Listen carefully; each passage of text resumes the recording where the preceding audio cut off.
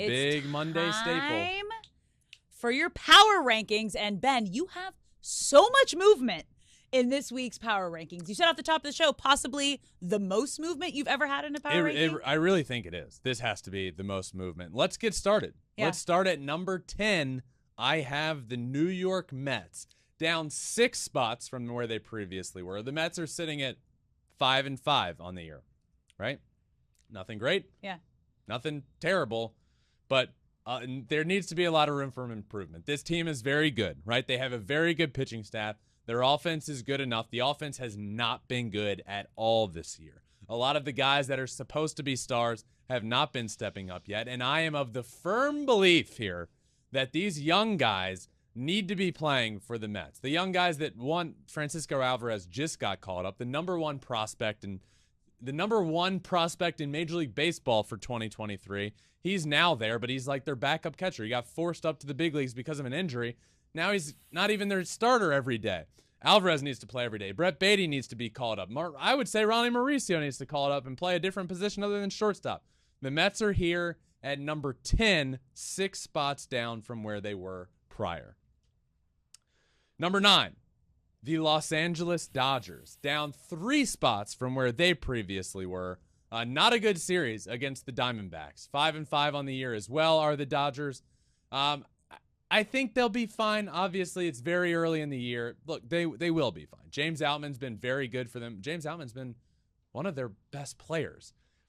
Not that can't happen for them all year long. If you get what James Outman is doing now all year long, great. But you need other guys to step up offensively. Pitching has been really not good. Against the Diamondbacks, they gave up 27 runs over the weekend, 2 games. Not good there. The Los Angeles Dodgers, your Los Angeles Dodgers, Alex, are 5-5 and have slipped all the way to number 9. Not as big as your number 8 slip, though. My number 8 squad, the Houston Astros. They are down 8 spots. Now, my preseason rankings and the first rankings of the year, which was just like 3 days into the year, the Astros were at number 1. I now have the Astros at number 8. They are off to a 4-6 start. And it just hasn't been pretty. Do I believe the Astros will end the year here? No, but I absolutely needed to make them my biggest mover of the entire week for a downward direction of everybody. Because just to be honest with you, they've shown flashes of being good, but when they're hitting, they're not pitching. When they're pitching, they're not hitting. That's not a good recipe for success. And I do believe they are lacking in a few areas outside. I think leadership-wise, not having Jose Altuve in that locker room, on the road with the team, in the lineup, not having, that's obviously for injury reasons, but not having Justin in that pitching rotation as a leader guy. Obviously on the field, what he brings to a pitching rotation is great, but off the field, what he brings. So due to that and the Altuve injury, I think leadership-wise, they still have some guys that are leaders, right? Bregman is a leader of that team. I just think you're missing some very key pieces that have been there lately, and they're struggling right now to figure out their identity as a team. They're here at number 8. Let's move on to number 7, the Toronto Blue Jays. Blue Jays up 1. They're 6-4 on the year. Oh boy, that Sunday game against the Angels was one of the crazier games. You know, it kind of left me like, I'm high on the Blue Jays. I do think I predicted them to win the AL East. But this game here between the Angels and the Blue Jays proved that both teams are really lacking in the pitching category, especially in the bullpen. But the Blue Jays just slugged their way to a victory. 12 runs on the day, end up winning. They're 6-4 on the year, sitting in a good spot. Offensively, they rake. Starting pitchers, that's where I'm big with them on. They haven't necessarily been lights out yet. But Alek Manoah, Kevin Gausman, Chris Bassett, Kikuchi, these guys can be really good. I think the Blue Jays are great. I have them here at number 7 right now. At number 6, the New York Yankees. New York Yankees here at number 6. They're 6-3 on the year. Looking pretty good, right? They have some question marks in that rotation. Rodon's still out. Severino out, but they look pretty good. Volpe is a guy that was tabbed to be their everyday shortstop.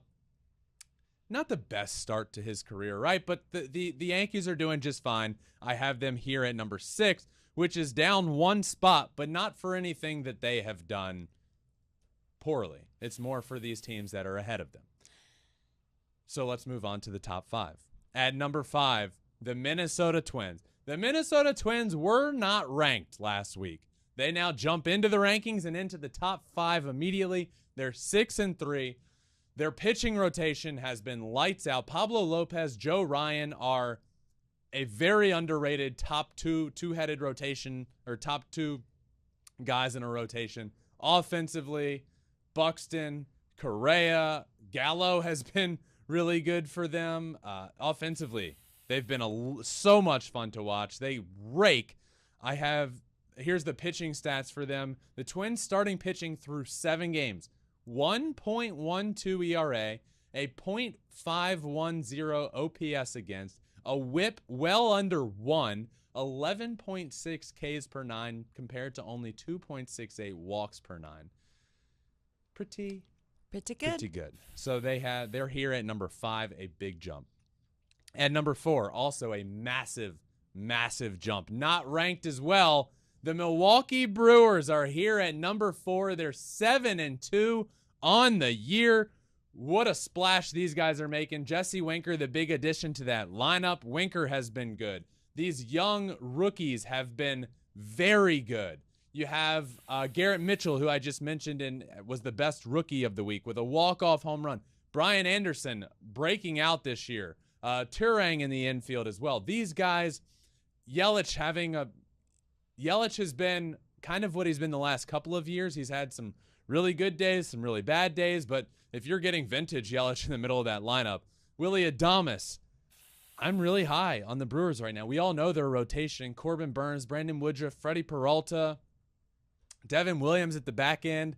This team has it all. For me, they had it all last year. That's why I predicted them to win the NL Central last year, but they just crumbled after the trade deadline when they really just didn't buy into this team. But they have all the makings of winning this division. They certainly can, and they're playing well right now. That leaves the top 3.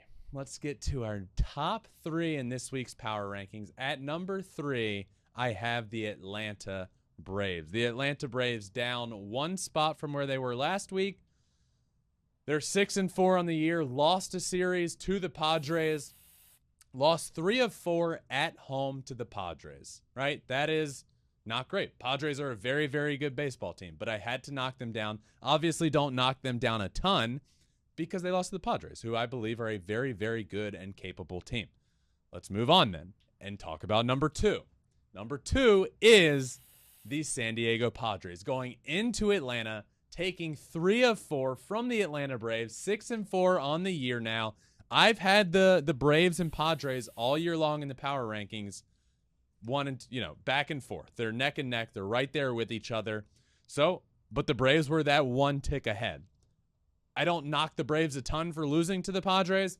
I just simply flip them. Now the Padres have the edge. I have them as the number 2 best team in the game of baseball, which leaves my number 1 team in this week's power rankings, the Tampa Bay Rays, up 9 spots to the number 1 spot on the list. The Rays are 9-0 on the season, and they are doing it offensively. They are doing it pitching-wise. They are doing everything you could possibly imagine.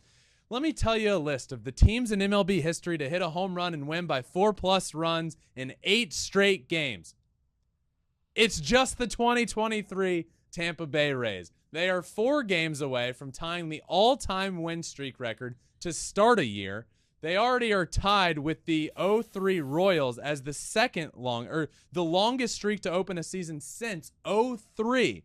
The Kansas City Royals and them are now tied. They are just 4 games away from tying the 1982 Braves and the 1987 Brewers for the longest stretch ever to start a year, winning the longest win streak ever to start a year.